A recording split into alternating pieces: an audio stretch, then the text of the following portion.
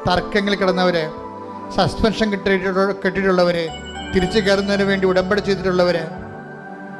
മക്കളില്ലാത്തവർ, വഴക്കിലും വിദ്വേഷത്തിലിരിക്കുന്നവർ, അതുപോലെ തന്നെ ഭാര്യാഭർത്താക്കന്മാരെ പിരിഞ്ഞിരിക്കുന്നവർ,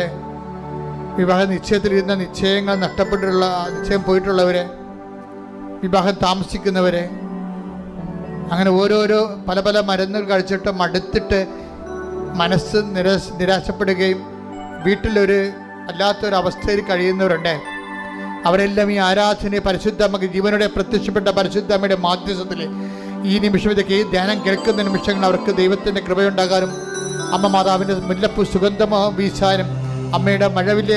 മഴവില് കാണുവാനും അങ്ങനെ ദൈവം നമ്മുടെ കൂടെ ഉണ്ടെന്നുള്ള ബോധ്യം, അങ്ങനെ ഒരു ആർക്കെങ്കിലും ആശങ്കകളോ ദൈവം കൂടെ ഉണ്ട് ഇല്ലയെന്ന് ഓർത്ത് വിഷമിക്കുന്ന ആൾക്കാർക്കെല്ലാം കൃത്യമായ അടയാളം ലഭിച്ചുകൊണ്ട് മാതാവിൻ്റെ പ്രത്യക്ഷ സ്ഥിരീകരണം അവിടെ ജീവിതത്തിൽ സംഭവിക്കാൻ